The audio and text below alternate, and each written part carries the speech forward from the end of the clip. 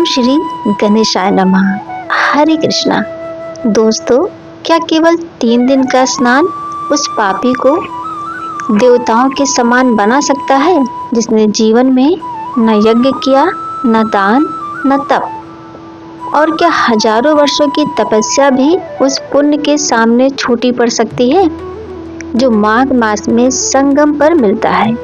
इसी रहस्य को प्रकट करते हुए लोमश ऋषि कहने लगे, हे राजन, पूर्व काल में अरती देश में ऋषि सैन नाम का एक प्रतापी राजा था जिसने नर्मदा तट पर राजसूय और अश्वमेघ जैसे महायज्ञ किए, स्वर्ण के स्तंभ खड़े कराए, ब्राह्मणों को अन्न, गौ, वस्त्र, भूमि और आभूषणों का अपार दान दिया, देवताओं का प्रिय बना और पृथ्वी पर धर्म की ध्वजा फहराई। पर उसी काल में भद्रक नाम का एक ब्राह्मण था जो मूर्ख, कुलहीन, दरिद्र, दुराचारी और समाज से तिरस्कृत था। अपने ही संबंधियों द्वारा त्यागा हुआ, पेट की आग बुझाने को इधर उधर भटकता हुआ तीर्थयात्रियों के साथ प्रयाग पहुंचा और माघ मास में केवल 3 दिन संगम में स्नान कर लिया। यही पहला चमत्कार घटा दोस्तों। 3 दिनों में ही उसके असंख्य जन्मों के पाप जलकर भस्म हो गए। और जब राजा ऋषिसैन और वह पतित ब्राह्मण एक ही दिन देह त्याग कर इंद्रलोक पहुंचे तो मैंने दोनों को समान तेज, ऐश्वर्य, स्त्रियां, वाहन और आभूषणों से युक्त देखा। तब समझ आया कि यज्ञ स्वर्ग तो देते हैं पर पुनर्जन्म नहीं काटते, जबकि माघ मास का संगम स्नान भव बंधन ही तोड़ देता है। तो हे दोस्तों, सोचिए, यदि ये सत्य है तो हम इसे क्यों टालते हैं? लोमश ऋषि आगे कहते हैं, गंगा यमुना के संगम की हवा तक पाप हर लेती है।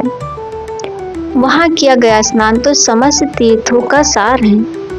इसी सत्य को और दृढ़ करने हेतु मैं पिशाच मोचन का प्राचीन इतिहास सुनाता हूँ। सरस्वती नदी के तट पर घने वनों के बीच देवदूत नाम का एक महान वैष्णव ब्राह्मण रहता था जिसने अपने शरीर को पत्थर समान कठोर बना लिया था। ग्रीष्म में सूर्य की ओर नेत्र रखकर तप करता, वर्षा में खुले आकाश के नीचे बैठता, शीत में सरस्वती के जल में खड़े होकर त्रिकाल संध्या करता, केवल गिरे हुए पत्तों और फलों पर जीवन बिताता।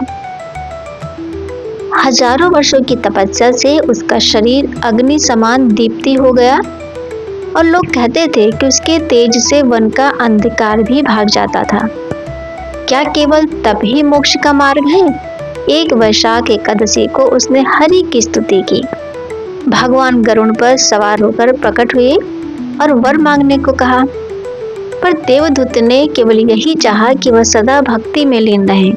भगवान ने प्रसन्न होकर कहा, जो तुम्हारे इस स्तोत्र का पाठ करेगा उसकी बुद्धि स्थिर होगी और धर्म में अडिग रहेगा। उसी वन में एक पिशाच अपने पूर्व जन्म के पापों से भटक रहा था। देवदूत की करुणा और माघ मास में तीर्थ स्नान के फल से वह पिशाच मुक्त होकर दिव्यलोक को गया। जहाँ तप असहाय होता है वहाँ करुणा और माघ मास विजयी होता है। अब एक छोटी सी कथा और सुनिए। एक निर्धन वृद्धा जिसके पास न दान था न यज्ञ, माघ मास में संगम पर केवल एक दीप जलाकर रोते हुए बोली, हे गंगे, मेरे पाप हर लो। अगले जन्म में वही आत्मा राजकुल में जन्मी और भगवान की अनन्य भक्त बनी। इससे स्पष्ट है कि माघ मास का एक क्षण भी जीवन की दिशा बदल सकता है। तो हे दोस्तों, यदि आप सोच रहे हैं कि अब बहुत देर हो गई है, भगवान के यहाँ देर नहीं होती, केवल अवसर होता है। इसीलिए लोमश ऋषि कहते हैं, जो माघ मास में संगम का स्मरण भी करता है उसके पाप कांपने लगते हैं। जो स्नान करता है वो जन्म मरण से छूट जाता है। अब आपसे विनती है दोस्तों, यदि ये कथा आपके हृदय को छू गई हो तो कमेंट में हरि जरूर लिखिएगा।